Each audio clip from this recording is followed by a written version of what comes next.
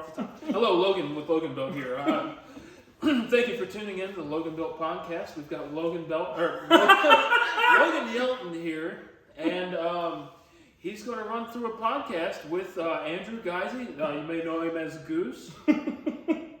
Welcome, everybody, to the Loganbuilt Podcast. Tonight, I have one of my very good friends, Andrew Geise, here with me. This is our very special guest, our very first guest ever. To give you guys a quick rundown on Andrew, what it is that he does.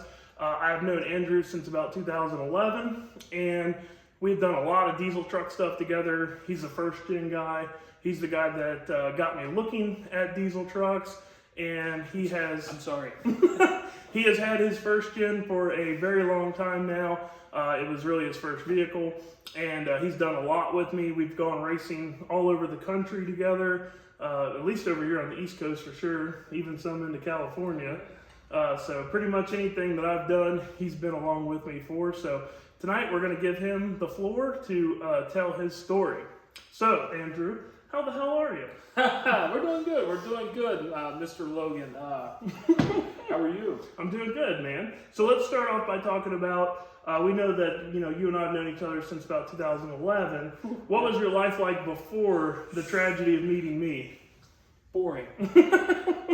So what would it have been? Like, how would you have grown up? Where did you grow up? And what got you really into diesel stuff? So,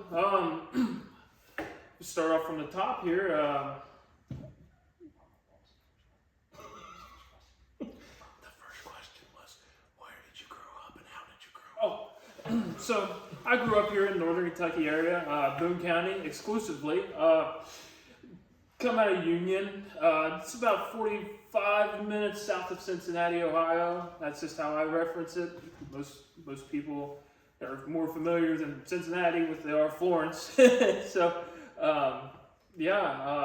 been here my whole life. Hopefully that changes one of these days. What my interest in diesels stems deeply from my, I would say, it's all I know. I've grew up around it. Growing up as a little baby boy riding around a jumper seat in the middle of a first gen that my dad bought new. So he had one of those. He had, that's where it comes from. This is every vehicle he had growing up, with the exception, he did have a half-ton gas truck, Dodge. Naturally, he was all in on the Dodge thing until I started driving, and the next thing you know, Chevrolet.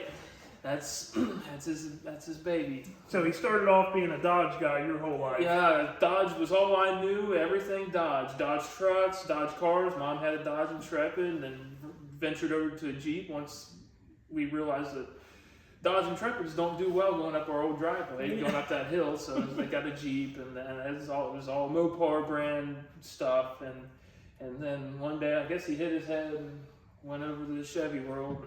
Well, do you think your brother might have drove him nuts, and that's what maybe caused him to lose his mind? So that's going back to that. He's 5 years older than me. My brother is. He started driving before I did, and when his first truck was actually a '79 Ford Ranger. I guess that's what they called that model back then. It's a pickup truck. It wasn't nothing special.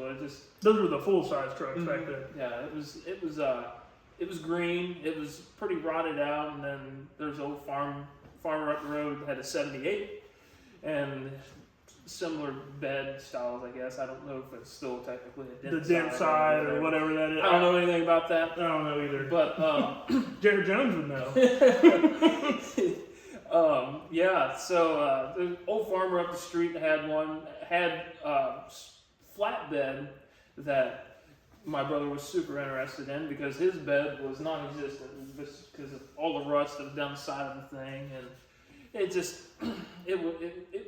was a first truck. That's nothing special, and so he got it all painted and like Tractor Supply paint, and got it all painted up and sold it. Some cop, actually, a local cop. And this was a Ford truck, right? Yeah, it was a Ford truck. And then he sold that to buy a first gen. That's kind of when it started for me. My dad, being the Dodge guy at the time, he had a '99 regular cab VP truck, 5-speed. That my brother forced him, me. I was a little bit smaller than I am now. My mom. Yeah, all four of us. Me, my mom, my dad, and my brother.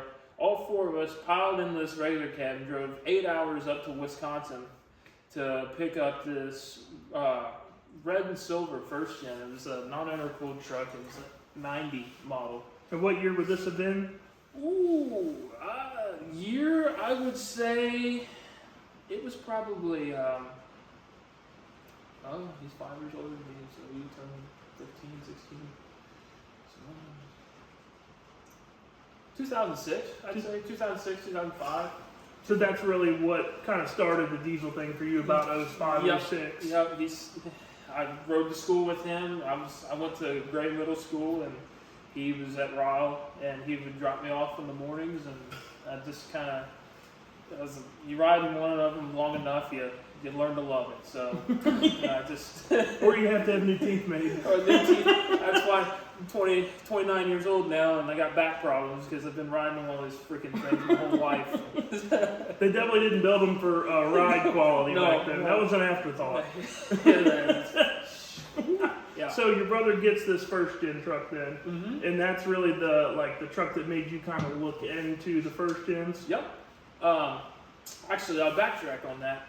So we'll fast forward to about 5 or 6 years. I'm getting about the driving age now, and I was working at a farm up the street from where my mom and dad lived, and I was driving mom and dad's.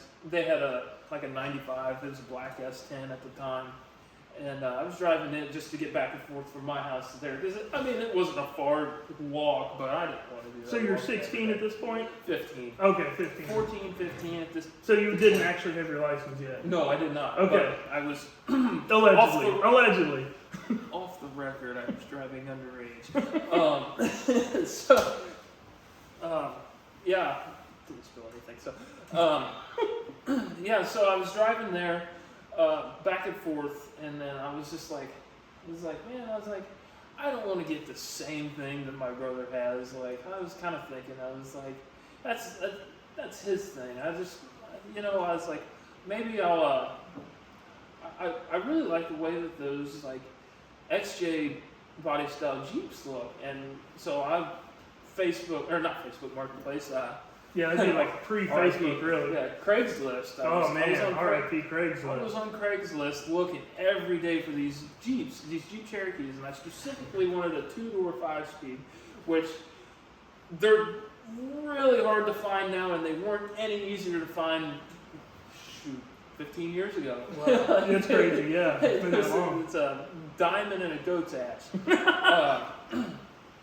But yeah, so I was looking, then I was like, oh, all right, so that's kind of hard to find. Maybe I'll be all right with just a 4-door, 5-speed automatic, doesn't matter, don't care. I want that Jeep. I like square stuff. I like things that have... Things that look old. Yeah, it's kind of my thing. So I was like, oh, maybe I'll get one of those. So me and my dad, we went and looked at like 3 or 4 of them, and they were rotted piles of shit, really. They just... they were first car candidates, like good first car candidates, Sure. but they weren't something that.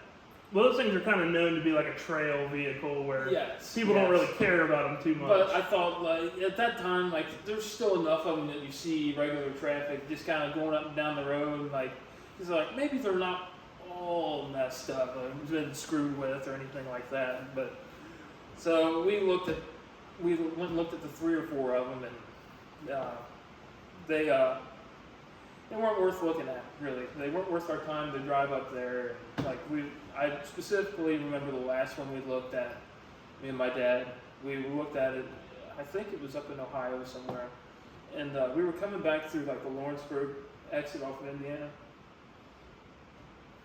And so we were coming off 275, and, like, I was quiet because I was frustrated. I was, as you well know, Yeah. I get a little...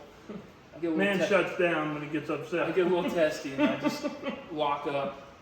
So I was pretty pissed. and we start crossing the bridge back into Kentucky, and my dad looked over at me, and he's like, "Well, we've got that old blue truck that we haul water with." He's like, "You help out enough around the house." He's like, "Why don't you just start driving it?" It's like. And how long had he had that truck for? He had been sitting in the garage. He drove it maybe once a year to haul water because we still had a cistern at that time. And we probably had it for about 5 years prior. Oh, no. He bought it I'd say he probably bought it about 2 or 3 years after after Josh got his truck. So after he bought his first gen? Mm-hmm. So you're talking probably like 08? Yeah, it's probably 08. Gotcha. So he basically offers that, hey, you can drive this truck. Yeah, he's like, why don't you just start driving this truck? And I was like, oh, well. It's like, oh, I'm a little hard-headed, so I was like, man, I kind of want a Jeep, though. It's just like, man, I don't know if Turning down a nice first gen for a Jeep. Yeah, I was like, I don't know if at the time, I was like, I don't even know if I'm worthy of driving something that nice. And so what were the details on this truck? Bone stock, as you well know. Bone stock had the pappy steps on it, had handles up on the over top of the drip rails there. Those were pretty sweet because they were backwards. They looked like devil horns coming out at you. It was just like, oh my god. What color was it? It's blue. It's blue. Just like your beautiful outfit there. Yeah. I thought I was sweeping chimneys before I came here. Looked like you were selling like newspapers or something to someone for you. Actually, no, I heard I might be on camera tonight. Hey guys, somebody's daughter might be wanting to have a piece of this. When you come to the Loganbuilt Podcast, you better be dressed to the nines because this man's setting the tone right here. That's right. Gotta make a statement. So you got this blue first gen. It's got step rails. It's got step rails, bug guards, rain reflectors, everything. Diamond plate bed covers. It's J.C. Whitney is in business, I think, still to this day, maybe. Well, they were in business back in 2010, 2009, solely because of this truck. Whoever had this thing before you. They went through and they just... they did a really nice job modifying the vehicle. So, it's a four-wheel drive truck? It's a four-wheel drive automatic. It was still VE pump. Bone stock. Bone stock, not tampered with. Well, you do remember the screws had not been tampered with. Stock exhaust on this thing. Stock exhaust. Oh man, it had the nice, wonderful set of wagon wheels on it that somebody likes to talk shit about. So let's ask then. So these wheels were. Oh no! It had initially when we bought it. It had the OBS. Like hubcaps, OBS Ford hubcaps. Oh, geez. Over top of it with lockout hubs. Over top of the wagon wheels? Over top of the wagon wheels. Okay, so when you guys got it, you actually didn't know that the wagon wheels existed behind it. No. You thought they were Ford wheels. Yeah, I thought they were Ford wheels. Gotcha, and then you found out that they were supposed to be for a trailer. Well. So let's ask, so did you like the wagon wheels? As a high school kid that's just starting to drive. America. If you can find me a set of any 10 wide, 12 wide wagon spoke wheel and an 8 lug, I will keep my truck forever. You heard the man. We'll throw up a picture up here to show you guys what these beautiful pieces of automotive machinery wheels look like. You're darn tootin'. So you know you're partial to the wheels. You got a bug guard on this thing. It's you could say that the truck is pappy. It was very pappy, and it would remain very pappy for a very long time because I was terrified to touch my truck because of my father. And so your father, he's not the type of man that really embraces the performance side of things.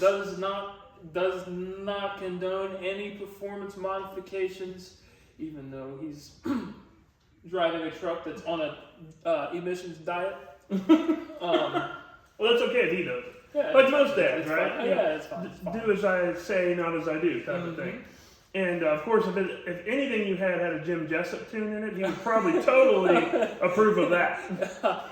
But I don't think Jim Jessup at the time was tuning VE trucks, so you were not allowed to do anything to this truck. No, it was highly frowned upon. So when I first met you, I told him in the last podcast, that actually the first one, that your truck was the truck that actually got me to really look at diesels. You know, I didn't really think anything of them at the time. I was never really into second gens.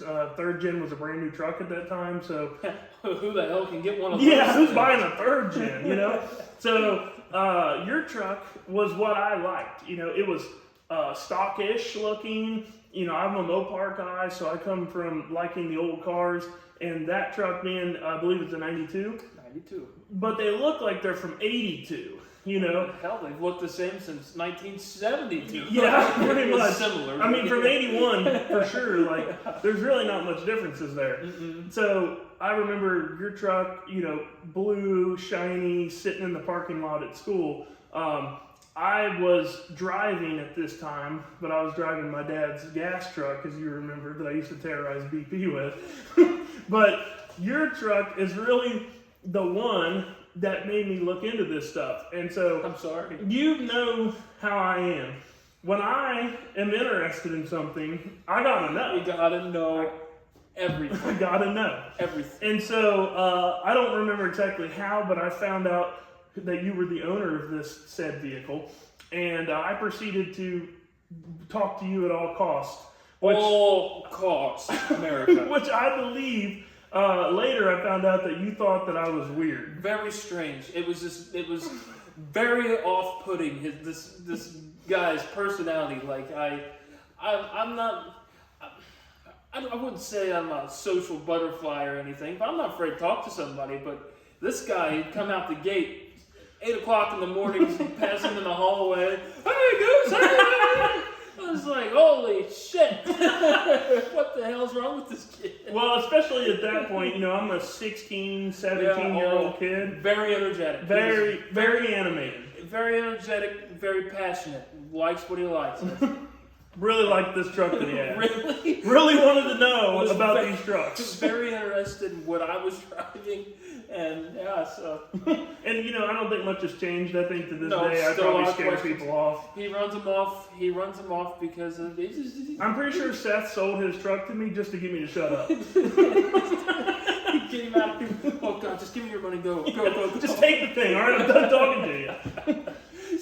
So we meet, and you know, to be honest with you, I don't remember exactly what our first interaction was. I know it was pretty limited. It was slow burn. It was probably Blockbuster. Oh, you know what? I forgot all about the Blockbuster. Parking lot. So in our town, where we're from, it might be a little different than your town if you grew up in that like late 2010, 2012 range. Like if you were in high school then, around our place, we went to the Kroger and the Blockbuster to hang out. Mm-hmm. The Walmart wasn't really our place. You know, we did go to Walmart a couple times. That was later. That was later. That was when the Ricers came in. We learned about imports. Yeah. But early on, if you had a truck and you were from our town, you were going to the local Blockbuster, RIP Blockbuster.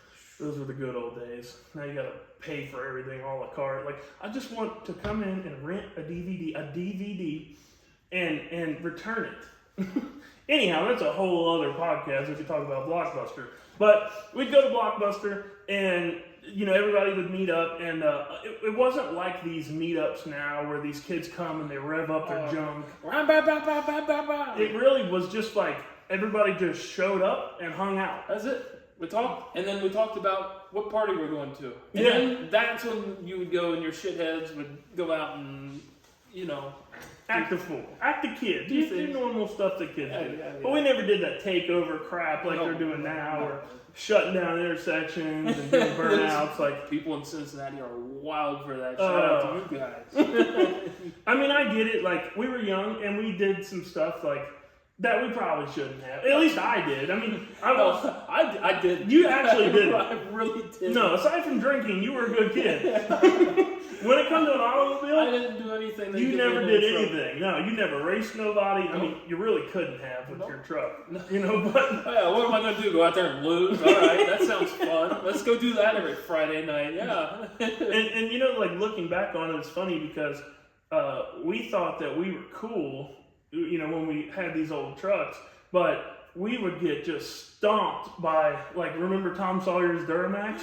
Dude, I thought that was the baddest truck around when he had that thing. And, like, realistically, like, no one would it was for high school. It was for high school, kid. Like, my dad's truck, that 06 with a tune only, like, it runs 1380s. Tom's truck ran 1380s. Like, I wouldn't give myself at 17 a 13-second vehicle, especially not one that weighed 7,500 pounds. We wouldn't be here talking. No, it wouldn't be good. I did enough damage with no power. So we started hanging out. We started talking. I started getting more into this diesel truck thing, and then I find this truck, which didn't really look like this truck. Yeah, but asterisk next to ish. Same idea. Whatever, right? It's the same VIN. So I told you guys I went up to Columbus, bought that truck, and so now I'm a senior in high school. You're a junior. You're a year below me, and we both have diesel trucks now, and we're out having a good time, and just cruising around, man. And it wasn't long after, was I graduated when Jordan got his truck? Do you remember that? I know it was over the summer, so I don't remember exactly. But it was in between, I think. Sometime he was still in high school with it, so I think you were still in high school, but I might have been out. Maybe you should have him on here and talk about it. Maybe if he will come on here, Jordan, if you're watching, don't be scared. The water's fine, the water's warm, and you don't even have to wear that suit. So regardless, sometime around 2012, 2013-ish, that range, we're out cruising these three trucks together. You got this blue regular cab, 4x4 regular cab, not a single cab. Fight me. Jordan has a first gen that's a blue regular cab, 4x4, and then I had this black extended cab long bed truck, and so we've been doing this diesel thing together ever since we were doing diesel things, really. Since we've been on the road. Since we've been on the road, which is kind of crazy to think about that's almost 15 years ago now at this point. And the funny thing back then, the first gens weren't like the cool trucks. No. Like the cool trucks were the 03 Duramax that Tom Sawyer had, the mid 2000s Power Strokes and if you could hook up a bullet onto it, you had the coolest truck in town. Yeah, it was the common rail trucks were kind of like the cool, but we didn't even know really about common rail. No, there wasn't nobody at high school that had a common rail like a not a performance one. No, and so we get out of high school and we started getting like real-ish jobs. We started getting full-time jobs, full-time jobs working at a lawnmower shop. We actually worked at this lawnmower shop together for a while. Don't know how we didn't get fired. Worked. We showed up and clocked in and took a paycheck at this lawnmower shop. And then around that time, we started meeting enough people where, we're out of school now, we're partying and we're meeting new people and we're getting involved with these other people that are into diesel stuff. And when you think about it, all of the people that we hung around with had mechanical trucks. Nobody really had a common rail. Austin had a VP44 truck. Logan Thomas had a P-Pump 24 valve. Andy had a 12 valve truck. Like everybody that we hung around with was mechanical in some way. Mechanical mafia. And so, we did the stuff that all of the young kids did. We would work on the trucks, we'd hop them up, we'd tune them up. And really, it's about the time with yours. Everybody but you. And if you spend any time around me, I'm a bad influence. He's a terrible influence. When it comes to performance, racing, any of that stuff, I'm a really bad influence. So I'm in your ear about all the stuff we can do to your truck. Mm-hmm. And I'm pretty good at that type of stuff at that point because I'd screwed up so much on mine. I'd done it wrong so many times that I knew how to do pretty much all of it pretty easily. So I finally talked this guy in to letting me work on this truck. which is a terrible idea. He should have never done that. And I remember one of the first things he did is you would come over to my mom and dad's, because obviously I'm still living at home, and like we would have that evening to do whatever it was. That was it. Like whatever we wanted to do. Done, and the damn thing better run It has to drive run. out of this driveway. It has to run. I got to get it home and act like I didn't do a damn thing to this. Yeah, so if I screw this up, it's on me, right? So, I mean, that's a lot of pressure. But luckily, I'm young and stupid, and I don't think that there's ever going to be anything goes wrong. What is pressure for 500, Alex? So I think, the first thing we did is the same thing every VE guy does. Fuel screw, cut the collar off that thing, run it in, hope it doesn't run away, all that good stuff. We did that one night. I think he took the truck out and it smoked a little bit, ran a little bit better. Ooh. And when you have 160 flywheel horsepower and you bump it up to 180, man, you're doing something. You're pretty much filling out a license for a rocket ship. I don't know. So then that's, like everything, it snowballs, right? Mm-hmm. So we start going down then it gets a governor spring. Yeah, it gets a governor spring. The fuel pin. Gets the fuel pin, governor spring, and then actually one year, this cat over here, he got me a set of 5x18 injectors. Oh yeah, I forgot about that. Well, but was it P-pump then? No. Okay, so that was still VE. Still VE. And we had already done the exhaust at that point, right? Mm-hmm. Because I remember we did a lot before we did the exhaust, because the exhaust was a deal breaker. Because your dad would know. Oh, yeah. So we had to leave the stock exhaust on this truck for a long time. Until it rusted off. The muffler rusted off. Remember that? The muffler rusted off, and it was dragging down, going down the road. You could hear it. And finally I just took that part of it and threw it in the bed of the truck, and then that's when we discovered the awesome noise that the H1C makes. It was just like that. It was incredible. So then, because the exhaust fell off the truck, which I'm sure we had no assistance on helping, you were then approved to put a very specific 4-inch aluminized exhaust on it. Yeah, so I believe it was actually an MBRP. Back when you could actually buy exhaust kits. Yeah, a full one. Turbo back. Mm-hmm. Take that, Gen Z. Yeah. And so obviously, we elected to do no muffler because we can't rob any horsepower. And so how did you sell that one to your dad? How? The no muffler deal. Because I feel like he's not cool with that. No, I didn't really sell it. I kind of just did it and pulled into the driveway one day, and it was just a little bit louder. So it's better to ask for permission or forgiveness than for permission type of deal.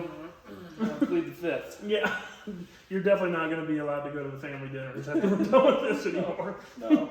So really, you left the truck kind of in that configuration for a while. Mm-hmm. Stock transmission, stock turbo. And so in order to kind of lay low for a little bit after doing that, start messing with visual stuff. This guy, he told you in the previous podcast, had a history in body work.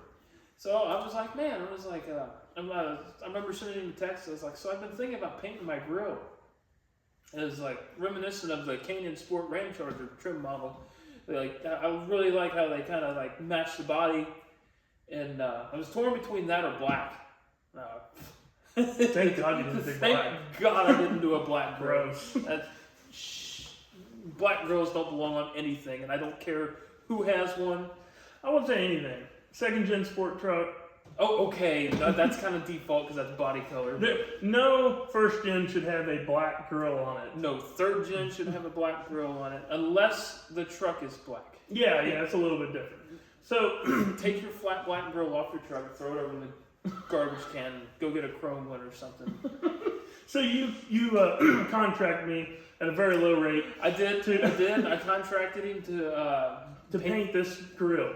And I believe that back then we used to go to the pull and pays a lot. We did. And I believe that grill came from the pull and pay, back when you could actually find cool stuff like that. Mm-hmm. And it was in pretty good shape. Of course, it was a chrome grill. Mm-hmm. And so at that time I was working at the body shop that my dad worked at. And so, I'm full of energy and ready to do something cool. So I paint this grill for him.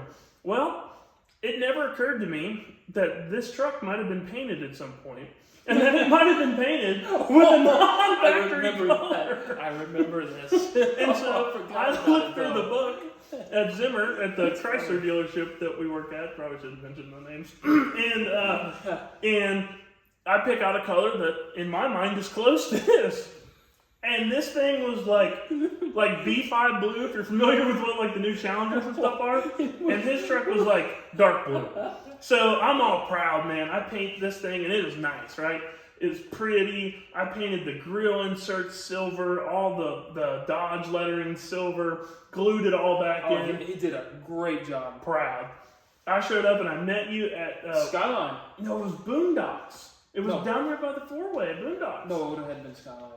All right, well, we'll say it was Skyline. I don't think I've ever been to Boondocks. Man, I thought we put it on down there. But anyways, I show up with this grill, and I'm like, oh, not even in the ballpark, right? No, it was Cody's house. Cody Stevens. Yeah. Oh, you're right. So we put this we're like, if it was me, I'm like, hey man, we can't put this on. Is what I'm thinking. Nope. And he's like, send it. Yeah, he's just like, cool man, let's put it on. So we put it on, and it looked horrible. It looked like shit. You've been better off with that black grill. and so like he's driving around for a little bit. And I'm just like, I don't remember if I text you or if you text me, but... Why don't you let me take that off? Yeah, it was something along the lines of, hey, let me get the paint coat on that thing and redo it. And at that time, this paint camera was kind of a new thing. Basically, you could bring like the vehicle to the paint store and they'd put this camera on it, it would take a picture and it would show you what the color was, what the formula was. So we ended up doing that, and that's when we found out there was actually painted with some 80s GM color. 84 GM, I don't know the paint. It was some color that would probably be ugly on like whatever it was supposed to come on, type of deal, you know. And so it was a square body, then it would probably look okay. Yeah, kind of the same, but. True. So I repainted it for him, and it looked really good. It matched good. And that honestly, I truly don't remember any first-gen guy paint matching their grill before we did it. Not saying that there wasn't somebody out there that did it that didn't post it on the internet, but I remember Instagram wasn't even around at this time, right? And so I'm not gonna say we were the first, but we had to be in the conversation. Yeah. I had never seen that before. It was a one of a kind on a D or W250, 350 truck. You didn't see it on a pickup truck. Yeah, never saw it on a Cummins truck for sure. No, never on a Cummins truck. I don't think. Well, I guess they probably didn't pick that up till late second gens, when they did the factory sport. Yeah, the sport type stuff. And then I think that was kind of our inspiration on it because your brother had second gens at that point. Mm-hmm. And so we're starting to know some people with second gens, but we didn't really know any people that had sport second gens at that time.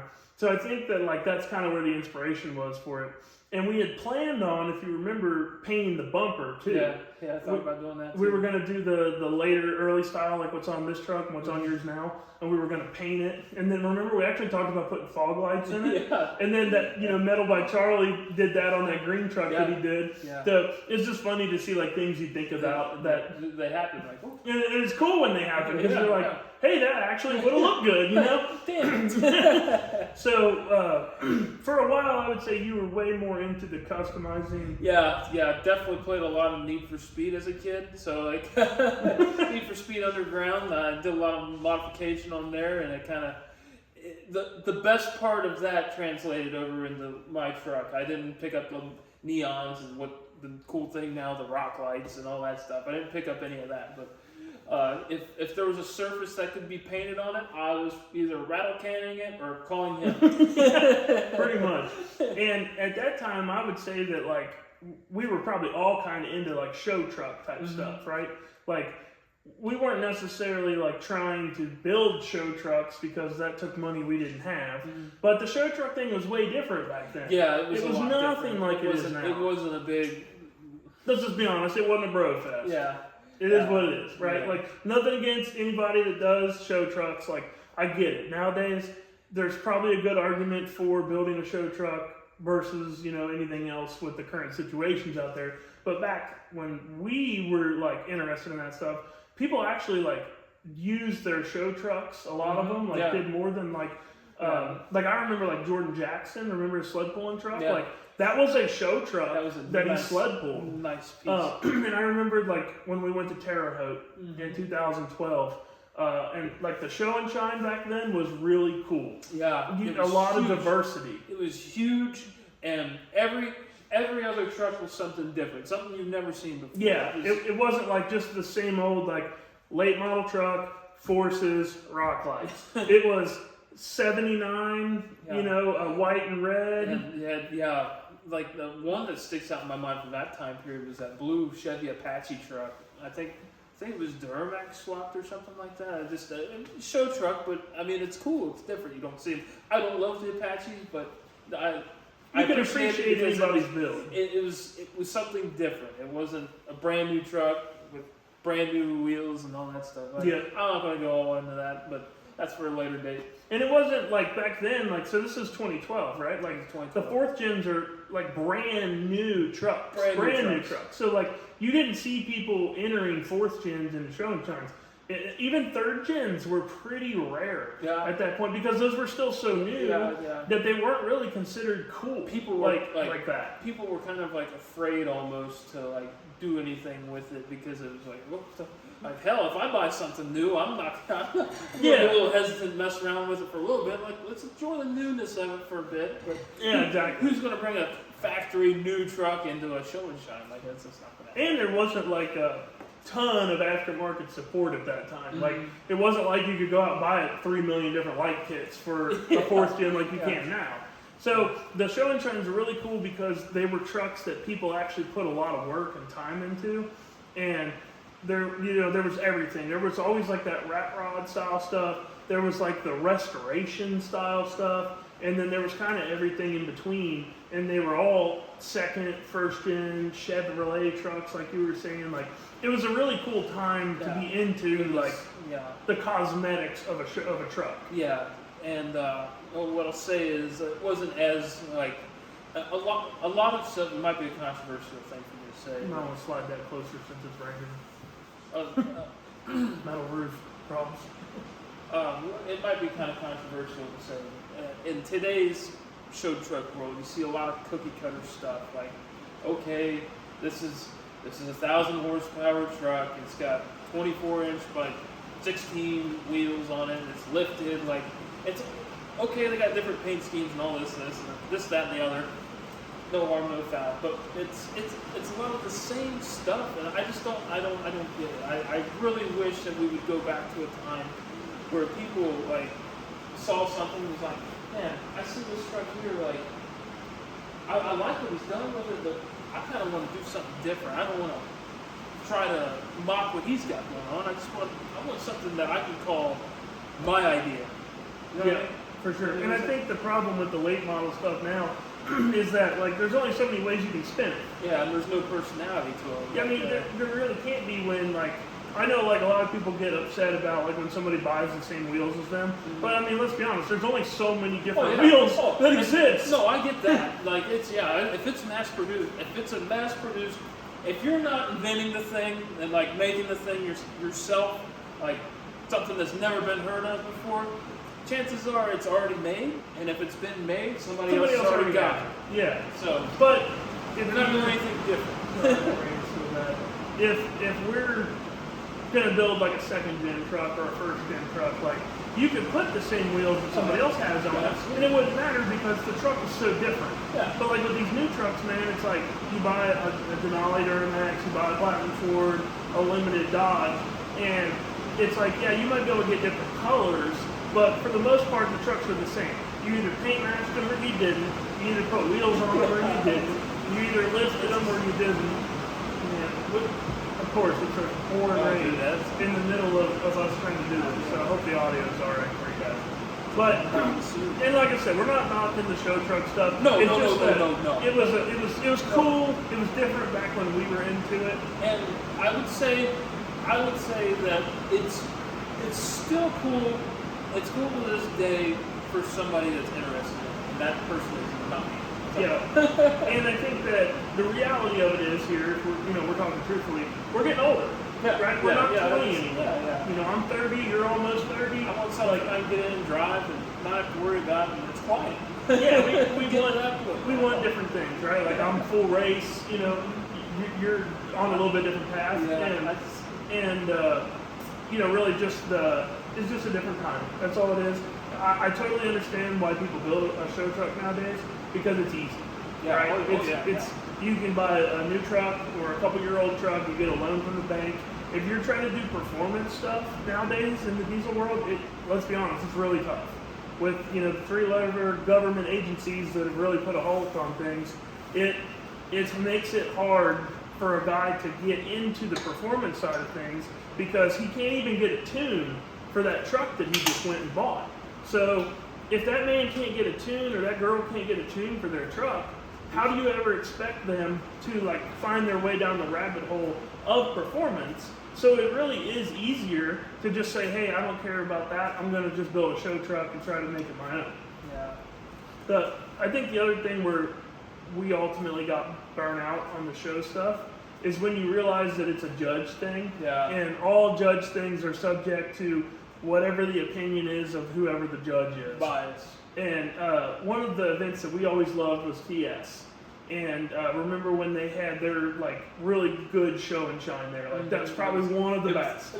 That was single-handedly, I shit you not, was the best show and shine. I looked forward to that every year. Every year. I mean, it was honestly the best everything. It was the best drag racing, the best sled pulling. They had multiple lanes. Like you went down to Franklin, you sat up on the hill. Like nice and pretty drives, man. Dennis nailed it. Like. Man, it's sad that it's not that anymore, but baby, come back. It's like everything, man. You got to evolve. Yeah, but I remember they had like classes for the showing, and one of them was best engineered. Yeah. And you remember, I really wanted to win that with this truck, like because this truck was supposed to be a street truck, and you know, we could argue that this next rendition of it might be, but it might be streetable. Who knows? We'll see. Not dropping any hints or anything. Only the future will tell. But I wanted to win that best engineered because it was like, that was something, right? Like when they gave that award out, it meant something. Well, nowadays, like if they did have a best engineered, what kind of meaning would it really hold? Because how do you engineer a brand new truck? Yeah. You know, so. Took the words out of my mouth. You really don't. It's just it's like everything in life, man. It's a different time, it's a different place, and I think that that's a good segue into like, you've obviously done a lot with your truck over the years. So you P-pumped it, you ended up P-pumping it. We put a Precision 62, 66 that was still, hold on, let me open my coffee.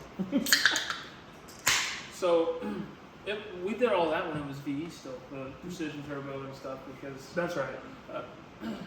We put the full manual valve body transmission in it and all that stuff. Yep. In 2015, I think we did that. Roughly, yeah, I think so. And I think it made about 400 horse. 397. Yeah. With a blown head, yes. 400. Yeah, and then you drove it all the way back from Terre Haute. Drove it all the way home. It was seeping, I guess. I'm beating the hell out of it the whole way. Driving it responsibly the whole way home. So I was driving it responsibly the whole way home, and then actually I got back, and a buddy of mine, he went to go meet me at the restaurant down in Newport on the levee, and I remember backing into the spot. That's a classic truck move. Backing into my parking spot, and I get out. I start walking into the restaurant, and then I look down at the parking lot. I was like, damn, somebody's got a leak. That sucks. I was like, damn it, whoever that is leaking real bad. And I follow the trail that's going to my truck. I look down at underneath the truck, and sure as shit, that thing's leaking antifreeze all over the place. I'm like, this is bad. This is real bad. So I proceed to go in and eat anyway. It's parked. I let it cool off before I drive it to the next location. We were actually supposed to meet up with a photographer that night because he had a black second gen at that time too, and we were going to go meet up with a photographer up in Cincinnati. I remember he specifically said that what's the nuclear power plant place that blew up? Chernobyl? Yeah, he said that he said he's like we're going to go up to this place and we had pictures taken of our truck. He's like, this is like a real Chernobyl looking place. Like it's cool. And so I was like, oh man, I was thinking about this as I'm sitting here eating, thinking about my truck has a blown head gasket sitting out in the parking lot. And I was like, man, I'd really like to get up there. I'd really like to get up there and get pictures taken. Because I was all about that at that point. And I was well, yeah, you were a show truck. Yeah, I was. You were a show truck. I identified as a show truck. So yeah, I was like, oh man, I gotta get up there. I was like, oh well, so we'll just drive it and I'll let it park there for a little bit and then cool it off and shoot, I was like, oh maybe I can. It was a little chilly that night. It was like maybe I could just limp it home, or maybe if I go fast enough going home, I get enough air blowing through there and I keep it cool. So whatever. So I got it home after all of that nonsense, but. That was the straw that broke the camel's back on that. Once I pulled the head off of that, and then it was just kind of balls to the walls from there. Well, you had never really done any mechanical job to that no degree. No, that was the first time. That was definitely a learning experience. It worked right the first time, though. Hey. You did it. Nailed it. Without YouTube. Not even my assistance. I didn't have anybody's You help. did it all on your own. I did. The only assistance I had was you dropped the head off at the machine shop. Well, that doesn't count. Because you could have done that too. It was just more convenient for me to do it. Because you worked there at the time. Oh, right across. Right, not far close, from there. Close by. Yeah. So you fixed the head gasket. Fixed the head gasket. Did I do anything? Oh yeah, we had it. When we had the machine, we had it firing. O-ringed and Don't ever fire ring a head. I don't care what anybody says on a street truck. Do not fire ring the head. O-ringed the head. O-ringed the head. Resurfaced O-ringed, and then I think you did studs. No, just head bolts. I threw it back in there. Same old head bolts and everything. It was a tight budget. I'm cheap guy, and I didn't really make quite a bit of money at the time, so I was just trying to do what made sense for me at that time. Yeah, we were kids. I could have done everything right, but hindsight's 20/20. But and it worked fine for you. So it doesn't matter now because that engine's not in the truck. So. And that's where I was going at with it. So you drove it around like that for a while, and then you got a deal popped up on a P-pump complete engine, right? Yeah, actually I had a Yamaha Banshee that I ended up trading for this P-pump engine. It already had some work done to it. So, 188, 220 cam. Yep. It had a 160 pump. 160 pump, had 5x16 injectors in it. What's the valve springs? The 60-pound ones, 60-pound valve. It was like rebuilt, resealed, fresh. Yeah, it's fresh. Leaking already, but. And this is like a 2016, 20. No, it's when I first started back at Loganbuilt after I quit food, so it would have been 2017. 2017. Okay. Yeah. So back in 2017, you could still get a P-pump engine reasonably cheap. Yeah. Like I remember when you could buy a complete running P-pump motor, like still buy Banshee cheap. Back that's true too. But for like $1,500, right? So like trading a Banshee for a P-pump motor sounds like a killer deal now. Yeah. And it probably really was. If you're trading the Banshee for a P-pump motor now, you're getting screwed. Keep the Banshee. Yeah, because there's something wrong with the P-pump motor. Those things are so expensive now. Yeah. And so. Well, no, Banshees are expensive too. Shit, I saw one on the marketplace yesterday for like $8,000. Really? So, when you P-pump this thing, now you know what real horsepower is, right? Like, yep, that was. You realize like, oh mama, how dumb the VE stuff really is, right? Once you P-pump it. Let's be real here. The VE is cool. And what some of those guys are doing with VEs right now? Amazing. Nothing short of amazing. Hands down. Compared, 100%. I mean that. Seriously, 100%. I really do. It's fantastic. I love what you guys are doing. Shout out to you, Gavin, if you watch this. Whatever. All those I don't want to try and name them all because we'll forget some. Yeah. But like Zach up in Connecticut. Dude, all of you guys up there on that little dyno, you got going putting on. in work. You guys got it going on, baby. When we were doing VE stuff, 400 horsepower was doing something. Well, I would say unheard of. It was hard to get. Yes. Hard to get 400 horsepower. Yeah. And so unfathomable. Now that they're doing 700 plus fuel only, those are P-pump numbers. Yeah.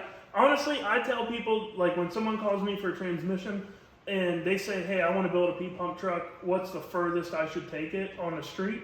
800, 850. Oh, yeah. Because anything more than that, they drive like crap. I mean, mine's not. It's not that, but It's 600 plus. Roughly, I would say 650.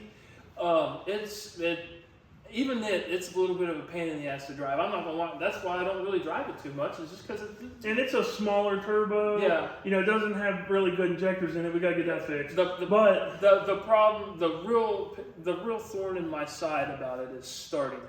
With that 188 220 cam, it gets anything below like, we'll say 50. It does. You gotta get the old giggle gas out so you can get her to fire up and get you to work or whatever. But 850, 800 horse, 12 valve truck really is about. They really don't drive amazing. Anything above that, it doesn't drive worth a crap. Mm-hmm. So, like, the fact that those guys are able to make 700 plus with a truck that they daily drive drivable, that's awesome. Yeah, like, really, really, really cool stuff. Yes. But let's also be real and say that, like, that's max effort stuff, right? Like, you could do that with a P-pump for half the price. It'd be half the work for sure. Half the work. Because like I bet if you ask like Gavin and them like how much time that they've spent. It's he posted online like how many times he had that on the dyno. Ooh. Luckily for him, like he's getting a good deal on the dyno because he works a fire pump, right? So like, I see you, baby. But most people like that would be thousands of dollars in dyno time just to learn what works and what doesn't work. As to where, like, if you have a P-pump truck, you could call up Dynamite Diesel, talk to Lenny Reed. He'll sell you an 800 horsepower combo. He'll tell you, buy this turbo, buy this, boom. And you're done. You don't have to do the R&D of it. So, it's, it's cool if you're doing it. Mm-hmm. It's cool if you're pushing it. Anybody that pushes the limits of anything, I think is awesome. Here in a couple weeks, I'm having a guy on from Delaware who is a VP44 guy, and he's pushing the limits of that. I think it's cool. Absolutely. Yeah. But from if you're trying to... Like I said, I'm cheap. Yeah, if you're trying to do something on the cheap... I got out of the game because I couldn't afford it. So. The P-pump's like the LS, man. Yeah. You buy an LS because it's cheap horsepower. I got the diesel LS in my truck. You got the diesel LS. The only thing cheaper than a P-pump for like that 600-ish horsepower range is a common rail, because you just put a tune on an 06 truck and you're done, But so you get your truck. You've been driving it a while. Oh shit, yeah. We're talking 7 years before it's P-pumped. And then you drive it around like that for a long time. Have you ever done any competition with this truck? I did when it was VE truck. When it was VE truck, I took it to Edgewater. Remember that? Just testing tunes? Tune. It ran I think it was 1973. I remember when you ran it when it was bone stock. That's it. It was a 22. Oh, it was 22? Because you didn't spool it up. You didn't know nothing. So you just left from an idle. And it was so stock, so quiet. I had the window down and I was screaming out the window driving down the road. You could hear me over top of the truck. Yeah, it was bone stock. It ran like 22s. It's a rocket. Yeah. And so you didn't really do a lot of competition with the truck. No, I had it on the dyno at Shide. That's when I found that it made 397 horsepower. I forgot what the torque number on it was. I got a dyno sheet somewhere. Yeah. Nowadays nobody cares. Yeah, That's low power numbers nowadays. But it's a stock brand new truck makes more than that. So whatever. But I would say the impressive thing about your truck all these years is that you've driven it every year. As long as the thing's running, I've driven it every year. Yes. And a lot. Like you used to drive this truck a lot. Mm-hmm. I've had my truck really about the same amount of time that you've had yours, but you drove yours. I've been driving mine, and it shows. It's starting to show its age. Well, like anything would that you drive that much, and so it's cool that you have a totally different perspective than I do, right? Yeah. I have been a race car for many years. Yeah. You have been a show truck. You've been a daily. Yeah.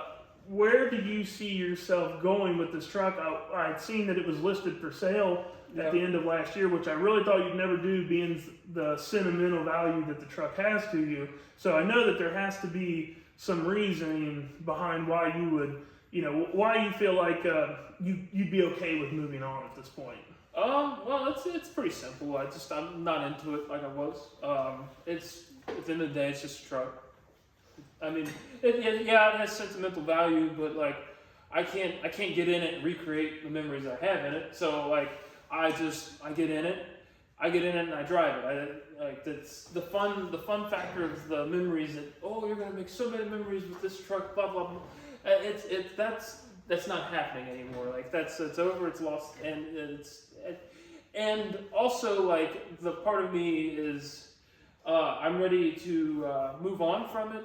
Like I want to explore other vehicles, like that aren't diesels. Yeah, that aren't diesels. Been looking into Corvettes, some Subarus, maybe other SRT4s. I don't know. It's a loaded topic. I mean, ideally, I'd like to get out of debt. That's first thing. Get out of debt. Start like banking money, and that way I can. It's funny when you turn 30 or you start turning 30, you start thinking about all those things that you never thought about when you're in your early 20s. Yeah. And you start, your mind really does start to make a change. Mm-hmm. And you start to value things in a different way. Yeah. And I think what you said there really has like some weight to it about how you can't recreate the memories. No. And regardless if you have that truck or not, those memories are staying with you no matter what. That's it. I will always have the memories that I've already made. So like I can always think back, maybe if I don't lose my mind. But I can always think back and like, man, like that truck, man, that was awesome. But at the same time, I understand that if I sold it, I'm okay with it because I know that I won't be able to make more memories like that. So. At the end of the day, I think things change too because I think, like anything in life, the memories are about the people. Mm-hmm. And the time of your life, the people that were in your life, the people that you were making memories with. A lot of those people aren't in our lives anymore. Yeah. They're not in your life. It's different. It's water under the bridge at this point, but like what was that?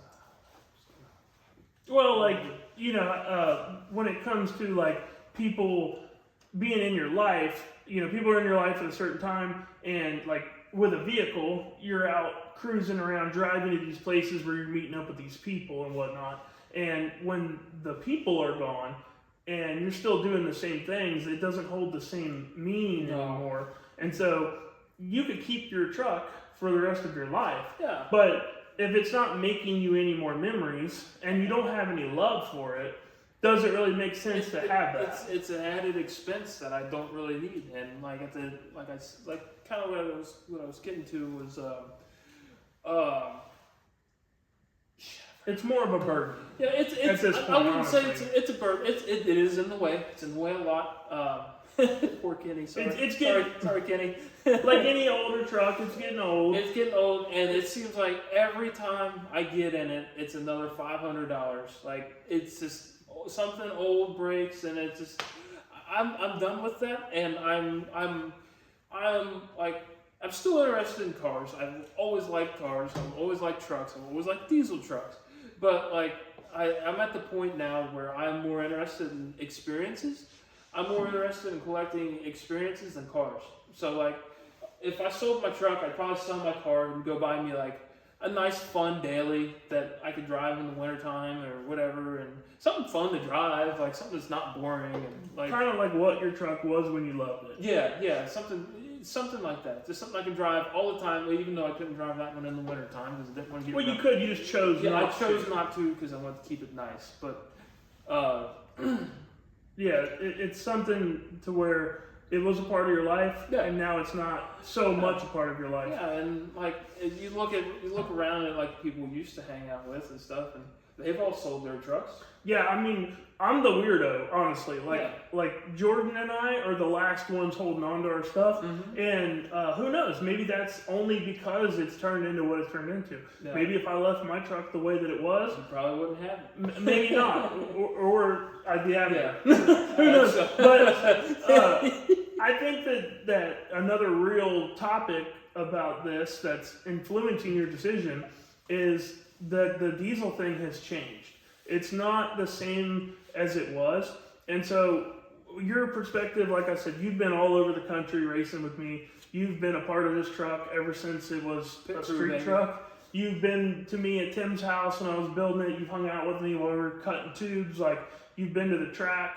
You've had an inside look at the industry, but you also have that outside, like, you're not a competitor, like, you're open-minded. So I'm really curious, like, is the way that the industry has changed influencing your decision to sell your truck and get out of it? Absolutely.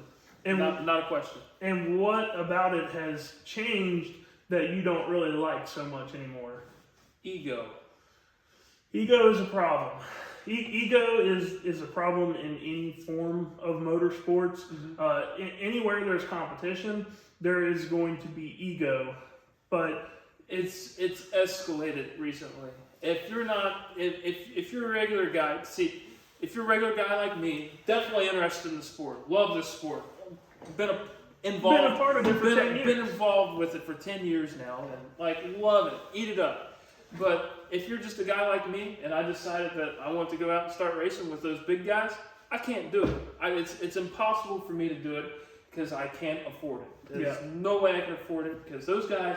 They've got all the money, they got all this, that, and the third, and they keep going faster and faster. And the faster you go, the more money you spend. And it's unachievable for me. And people like me, so it's hard to get into a sport when you know that there's a ceiling. When the ceiling could be 12 feet tall, and you're trying to get into a sport that only allows you to go to a ceiling that's 5 feet tall, and you are 6 foot tall. Right. There's not a lot of room for growth there.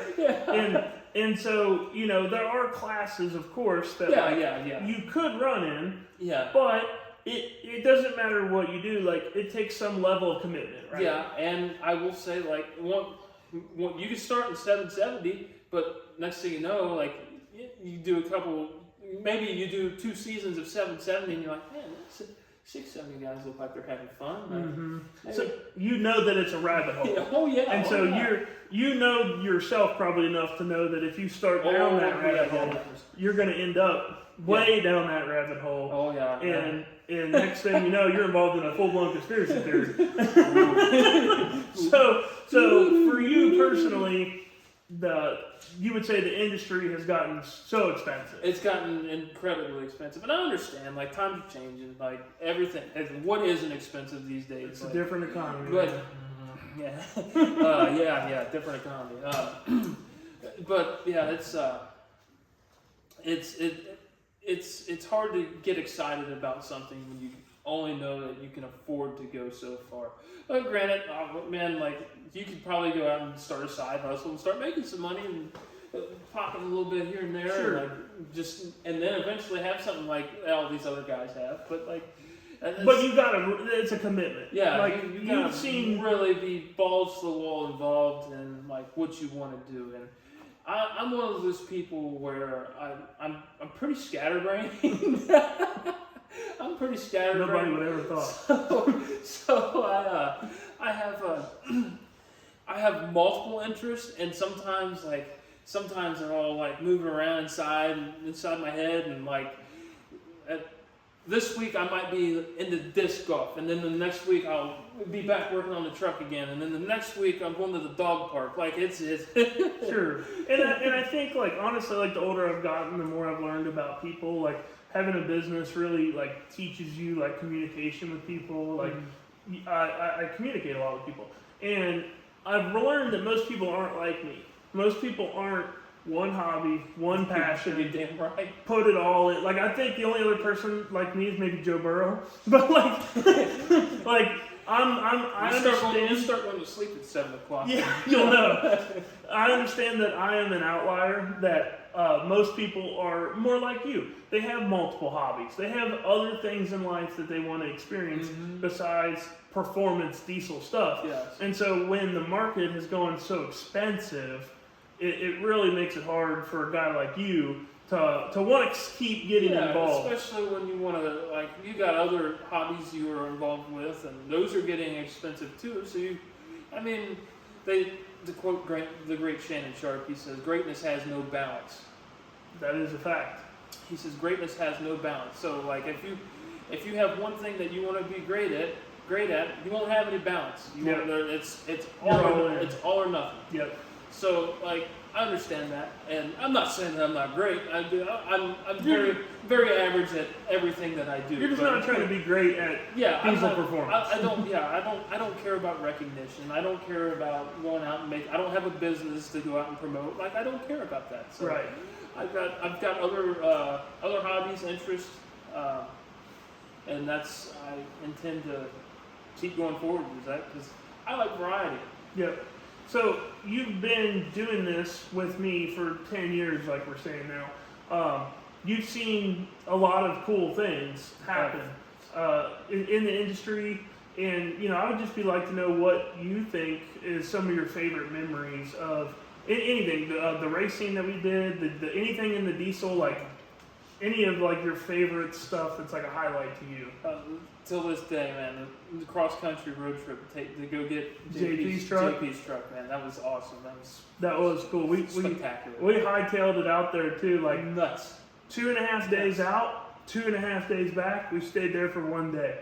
So 6 days to go from Kentucky to basically the ocean, all the way to Central Valley. I mean, you're 2 hours from the ocean. Like from Kentucky to the ocean, from the ocean to Kentucky. West Coast ocean. And along the way, JP's always thinking, right? Like he's always looking out. He's always thinking about money. Like, hey, how can we make this cheaper on you, right? Well, he sets up a pickup for me along the way to pick up this Pro Mod. I would say that by Thornhill terms, that was a Pro Modified. My truck's a top fuel drive. It had a chrome Molly chassis in it. Chrome Molly. And we had to go. And by Molly, he means that there was a girl named Molly shoved in the trunk. Or maybe they were doing Molly. But no, that's too expensive for them. We had to go to the middle of nowhere, Nebraska, to pick this thing up. It's January. If you've ever tried to go across the country in January, do not do it. Definitely don't go to Nebraska and then drive south to Denver. Terrible idea. The Rockies, hard to imagine. I know in January, the Rockies are very snowy, very slick. Lots of 18-wheelers flipped over on their side. Nobody told us. No, who would have thought, really? I mean, wintertime and, Rocky Mountains. So if that trip was your favorite, we have to talk about it a little bit. So we leave here real early in the morning, 6 a.m. We head to Nebraska, right? And shout out Mama JP. We're hauling thanks for your hospitality. We're hauling a 34-foot enclosed trailer behind my 4th gen, and we're just big rigging. we were as long as the semi. We were. When we were pulling next to a semi and sleep, we were front to front, back, we were as long. It was hilarious.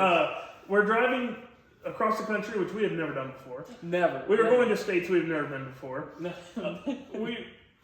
We're young, we're 25, you're 24, I'm 25, like, we have, nothing but, like, time in our minds, right? We go with that piss and vinegar, baby.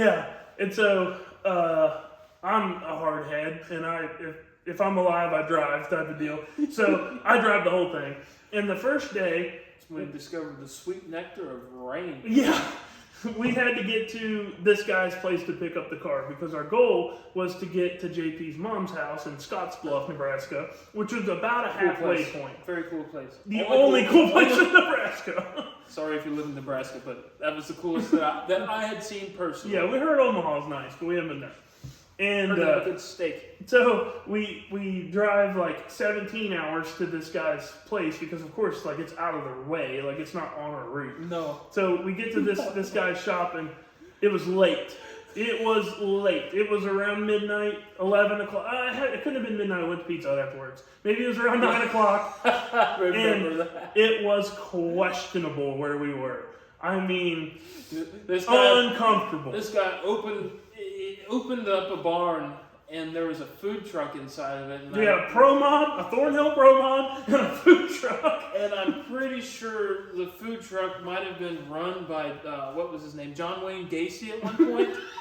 and look him up if you don't know who he is. We're just wanting to get out of there. We want to get this car loaded up. Thank God it was light. And we just wanted to get this car loaded up and get out of there. And the dude is really cool. But, like, he's offering to fire up the food truck to make us food. And buddy, we just want to get the hell out of here. Uncomfortable. So we get out of there. We stop at the Pizza Hut. We get us a fine meal for dinner. Hell yeah. And then we had pizza. 5 more hours to drive. Woo! To get to Scottsbluff. And so we end up pulling in Scottsbluff at like 2 a.m. And we're on a tight schedule, right? Like, at this point, I have my own business, but my man's here took a week off of work to accomplish. Or no, you didn't take a week off of work. That was the thing. You only had a couple days. That's why. So we had this 6 days. Like, we had to get it done in 6 days. That would leave us 1 day of buffer. So we'd come back on Saturday if we did it in 6 days. And so we don't have time to, really do much other than get out there. So we get to JP's mom's house. We sleep for about 6 hours. She makes us a nice breakfast that morning and sends us on our way with some syrup. You were a saint. Some syrup in a mason jar. And we head off to California. And we actually get from Scottsbluff to the border of California that next day. We sleep for a little bit. And then we get to JP's about halfway through the day there. We kind of go over the truck. And you had actually been out to California with me racing the truck before that. Handful of times, yes. Handful of times. Lovely place, great place. Beautiful place. Beautiful place. We'll leave it at that. Beautiful place. And amazing weather in California. And so, you pretty much, had the system down of how we ran the truck and stuff. So generator boy. We load the truck up. I remember JP made one final hit in and out in front of the shop. You remember we just put the new steering rack on it. Got that sticky icky out there on that truck, boy. Yeah. And he goes out there and I remember he like no nitrous was on. Thing took like 15 seconds to spool. But he made his last hurrah in that thing, and I remember it was cool. It's cool as hell. Driving that thing, right? Like white smoke in the tires. And so he gave us the old, yep, good to go, boys. So we load that thing up. We spend the evening with JP, and we get a good night's sleep. The next morning, we start. If you're watching this, I hope to see you sooner rather than later. Well, he's going to have to come out and be on the podcast here soon, so. Ooh! You heard it here. You got to. You better tune into that one. So that's going to be like 3 podcasts too. There's a lot to cover there. But so we start heading back home on our road trip home. The road trip out was really aside from sketchy, well, yeah, we didn't talk about Denver. Yeah, we got stuck in a snowstorm in Denver. And it took about 2.5 hours to go 10 miles. Yeah, it was like 16 miles. And it was butt pucker the whole time type of deal. It wasn't fun. So I guess looking back on it, really the whole trip was. We got freaking lucky. We got really lucky a lot. On the way home, we were driving through Wyoming on the way out there, and we kept seeing these signs on there would be gates on the highway, and then there would be a sign next to the gate, a digital sign. And we're like, that's really weird. Well, when we came back home, we came through Wyoming again because we went up. Once again, JP was thinking. We picked up that cab from Dow Brothers and took it to Salt Lake, Utah, to make some more money for me. And we had that Banshee too, so we had to go to Kansas and drop the Banshee off. So basically, JP figured out that we could cover this whole trip for free just by me going and picking up some stuff along the way. Just a little courier service. Yeah, a little carrier service here. So we drove through snow in Reno, all that deal. We get to Salt Lake. Shot a man in Reno. We just watched him die. I did. And we got the cab out of the trailer, delivered it to its home, and then we headed up to Another Wyoming. daunting task. So then we headed up to Wyoming. And when we were coming through Wyoming, the signs were now lit up where the gates were. And it said, on this date, at this time, Highway 80 will be closed. And we looked, and it was like 12 hours, like, after us. So, like, 12 hours after we were there, they're closing this deal down. Yeah. We're like, oh, my God. Like, we were roll on here. We were kind of planning on, like, stopping to sleep. Yeah. But, and then my dad calls me, and he's like, hey, you guys got a big snowstorm and ice storm on your heels. Like, you got to get home, or who knows when you're going to be home. So we're like, oh, my God. So we basically drive as fast as we, like, safely can, right? And we make it to Kansas. And I remember when we get to Kansas, my dad called me and was like, where are you at? It's turned to ice. It's an ice storm. And I'm like, oh, dude, snow's one thing, ice, we're screwed. Like, if we get stuck in ice, we're like, who knows how long we'll have to be out here. And when we pulled into Kansas, where we met the guy to drop to give the Banshee to him, it was sleeting. So we get the Banshee out of the truck as fast as we can, basically. Because remember, we had to drop the trailer, get the Banshee out, hook it back up. We did all this super, super fast. And then we hit the road, and it was sleeting rain in Kansas. Well, quite literally by the grace of God, when we made it to Missouri, the storm had caught up to us fully, but it turned to rain. And so it was a cold rain, but it was wet. It wasn't ice. And so we drove in rain all the way home from Missouri to home. But luckily, it wasn't ice. And we made it back home with this, really expensive race truck that this man's pride and joy, that he turned it over to two 25-year-old goons. What were you thinking? Yeah. What were you thinking? So that was your, probably one of your favorite times was that trip. That was my favorite, anything involved with diesel. Like, yeah. So really, it's all about the experience for you then. Because we really didn't do much diesel stuff on that trip, aside from pick the truck up and bring it home. Anything involving a time when we went out to California for diesel stuff, I really enjoyed that. I liked flying. I liked going out there and hanging with JP and his bunch out there. It was a really good time. Like, it was one of the highlights of my life. It really was. It's cool. That's cool, man. I know that he'll watch this and he'll think that's really neat. What do you think as far as actually like on track?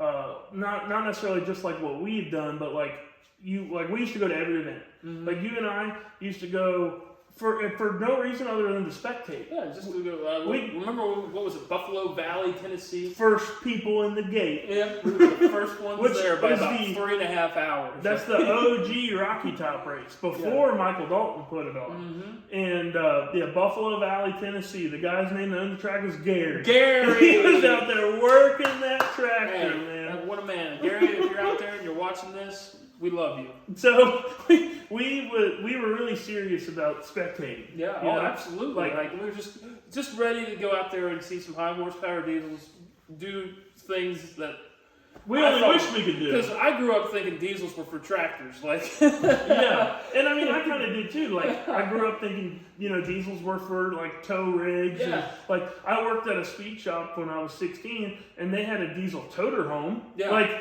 So I thought that diesels were for pulling your race car to the track. Specifically made for working. Yeah. And then see them doing Lamborghini speeds, oh shit. We were ate up with it. Yeah. So we would go to every event that honestly really we could. Yeah. And this was before ODSS. Got the bug bad, yeah. This was, this wasn't a sanction, it was just a handful of outlaw tracks. And so, you've seen a lot in your time because we did a lot. Oh, hell so, a lot of money. So really we should probably break this down into two questions. Before we started racing, what do you think was the coolest thing, on track performance that you saw? Coolest one till this day, actually, I think it was in Buffalo Valley. I think it was Phil and Darren. On the track at nighttime. Yeah. Yeah, shit, that was cool. You like that one? That was really cool. Black Mamba. Yeah. Black Mamba was OG. That was Or was it wasn't Phil didn't have a truck. No, Phil had a truck just like that. He had the same. But his had blue on the bottom. Yeah. Yep. And sweet. Yeah, I remember that race you're talking about. They both took off from the starting line and something happened. They both fell on their face, right? Like they both went under the turbo or something, and they both lit back up. What the hell? Yeah, and I remember what you're saying now, because it was like seeing them like take off so slow, and then when the turbo lit again, it's like, whoa. Yeah, it was really neat. I was fully under the impression that something was broken. That thing was getting pushed or rolled off the track, and then they came alive. It's like, oh God, that's cool. That's pretty crazy that out of all of the things that we've done, like one of your favorite memories was something that we did so long ago, or saw so long ago, I should say. Like, I think it stems back to like, I think as years progressed, I started like gradually losing interest in it. And it's not that, I mean no disrespect by that. Like, I love this thing. I love being a part of what you do. I love, just happy to be a part of all of it. But like, I think the more involved you start to get with the racing, the less I started paying attention to what else was going on. Gotcha. So like, when I go to a track, I am solely invested in what's going on here, and I'm not looking at anything else that's over there. Which makes you a good crew guy. Underpaid. Yeah, definitely underpaid. So, what performance or like event or anything that like what we did with either my truck or JP's truck really stands out to you the most?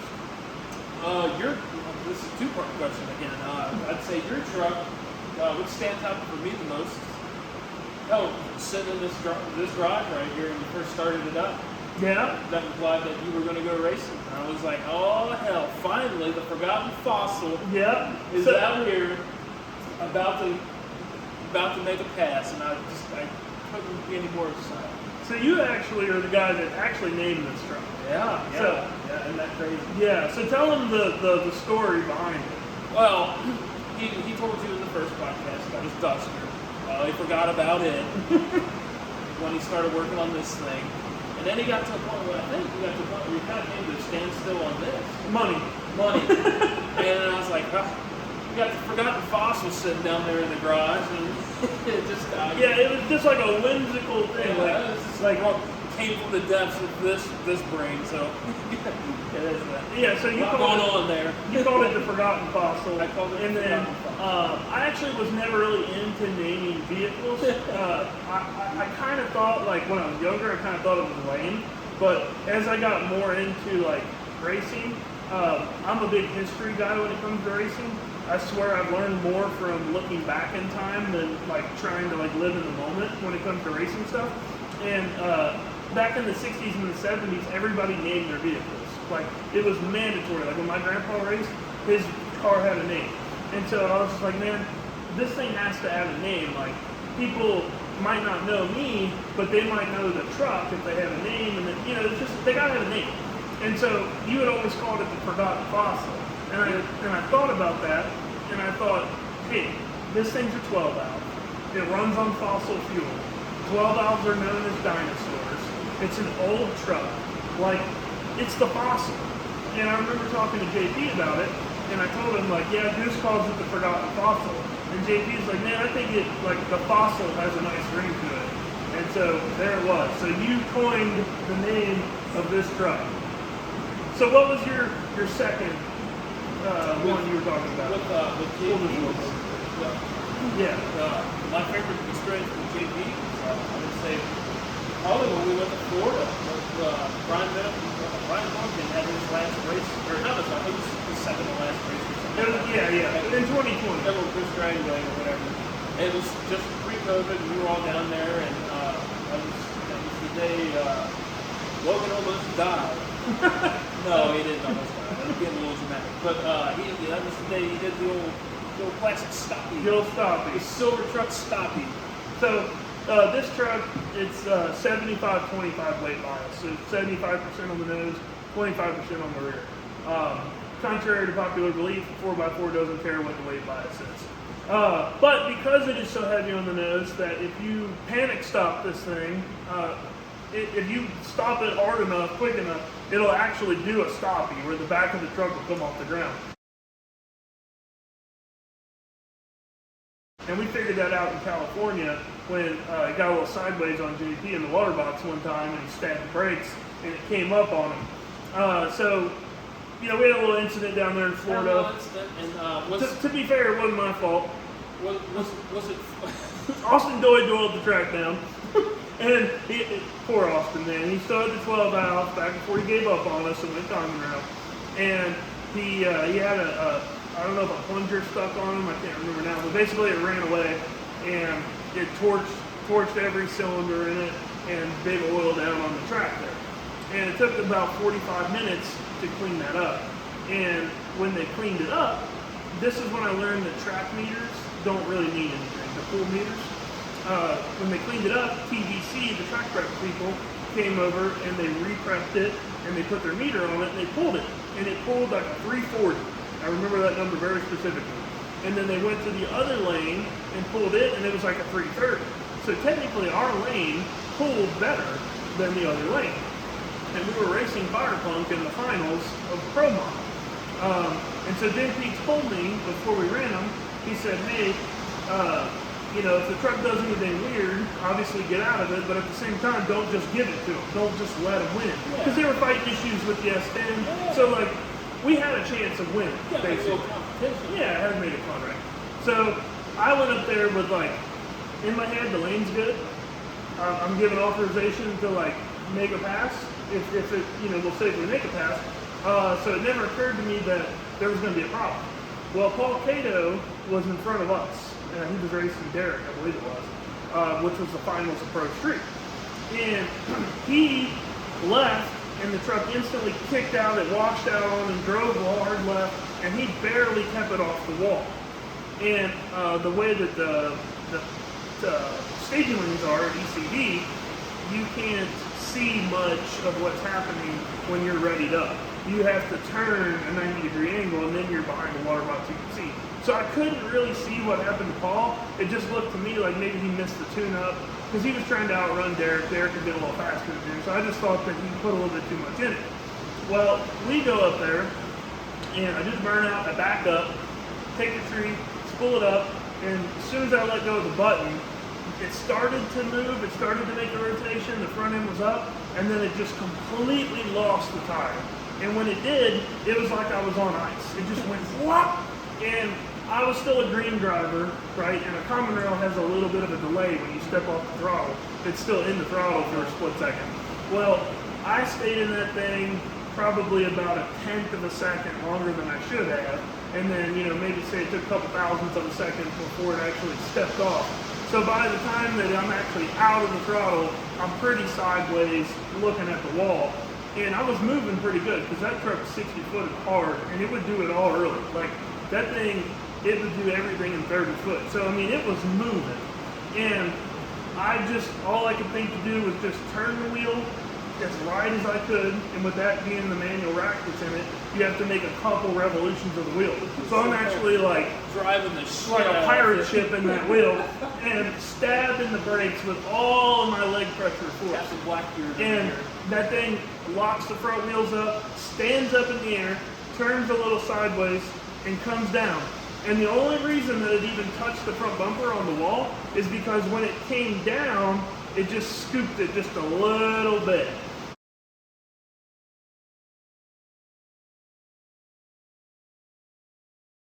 So, I'm not calling that a crash. No. But it was a near miss. That was definitely the most memorable thing I think that happened in the silver truck. But I do want to say that I would say probably the coolest thing was I think it was Georgia. Yeah. When you set your record. The 497. Yeah. Well, what made that so cool is that you were there for the struggle, right? Mm-hmm. You knew what we went through to get that truck to perform the way that it did, and you knew that we were on that big stage, and really at that time that was one of the, if not the biggest stage that you could race on. Oh yeah. And fast things, yeah. Absolutely. And how we made that 502 pass the night before, which squeaked us into Radio versus the World. That's a bigger stage than Thorntown. Yeah. and you knew what all went into it, right? And that's what really made it so special, because 497's fast. It's impressive, but there's always going to be somebody that's going to outrun that, right? that record has, like, we still have the quickest 48, but, like, nobody really cares, right? Yeah, micro record. Yeah, everybody calls it micro record, but go try it yourself. But, like, trucks are always going to go faster, right? Derek's going 440s, like things are going to... So 497 doesn't mean anything today, but it meant everything to us at the time. Huge. And to be able to do it in opening round of competition after they did the Pledge of Allegiance, and like out there and running Melanie Salemi, like a real deal radio versus the world car. And like it was just cool, man. Like I remember when you came down to get me, like all you could say was, "That's cool." Like that's all you could say was. What more do you say? Right? Yeah. So it definitely is hard to to top that. Like it's one of those things we may never top. We were in the hunt to go forwards in a 4x4. That truck ain't never going to be that truck. Like we're never going forwards in that. Oh yeah. And then we're waking up. Yeah, and then we'll wake up. And, yeah. But like if we don't do anything else in drag racing, like everybody that was involved in that, Newman included, like anybody that helped us on that truck, anybody that we bought parts from, like we could hang our heads high that we did something really special that day. So I think that's cool that you remember that. Yeah. So, well, dude, it's been awesome to have you in here to give your story about your life and all the things. Not all the things. We've done a lot of stuff together, but just you're gonna have to have part 2, 3, 4, 5. But just to hit the highlight reel, talk about your truck, kind of how long you've been into this, and where you're going with it. So I just want to say thank you and ask you, is there anything, closing thoughts you'd like to share? Well, I don't really have anything. If you have any thoughts, ladies and gentlemen, if you have any thoughts, drop them in the comments. Questions, comments, or concerns, drop them in the comments, and I'm sure Logan's gonna run out of people here soon. Yeah, so I'll be back. We might have to have Pitbull back on here again. Hey, Mr. Worldwide to you, asshole. So if anybody is wanting to follow you, are you still doing the follow thing, or are you trying to be like my man JP and be off the grid? I mean, I'm not like if you want to see like random nonsense of what's going on through my life, like not particularly truck related, because I think in the next year or so I'll probably be going in a definitely different direction with that. So if they're interested in maybe seeing your truck for sale in the next year, then they should follow you. If you're interested in seeing a truck come up for sale, if you're interested in P-Pump 12 valve first gen truck, you can follow me at Instagram. It's Andrew _Geise _ I believe. It's ANDREW _GEISE _. Geise often gets mispronounced as geese. It's actually Geise. Which we got to touch on that real quick before we go, because we call you Goose. You've always been Goose. Okay. I don't know you as Andrew. So yes. What's the deal with the Goose? So Goose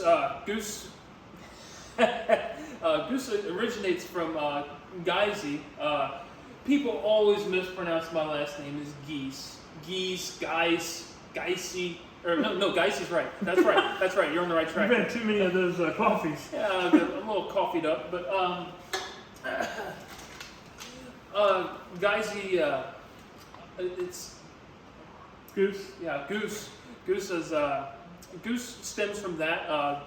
Geese gets. Your brother got called Goose because people thought it was geese. Yeah. Like the teachers would. Yeah, the teacher. I had a social studies teacher. Actually, we ended up having the same teacher, Mr. Jung, in Gray Middle School, and he always called him Goose. And then I guess you go to the next grade, you don't see that teacher anymore, and then 5 years later I come in, and he's like, I had your brother in class, and I called him Goose. I was like, oh yeah? He's like, well yeah, I'm going to call you that. So it just kind of graduated from that, and then with the also like geese is multiple geese, and I'm only one guy, so Goose. Well, Goose, it was great to have you on the podcast. Thanks for taking some time out to come in here and tell us about your story. Really cool.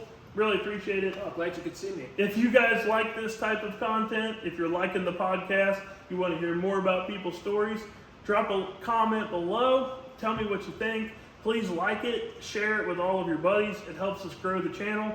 The more we can grow this podcast, the more we can get cool people like Andrew in here. So that's all we got for this one, guys. Thanks for watching. We'll catch you on the next one.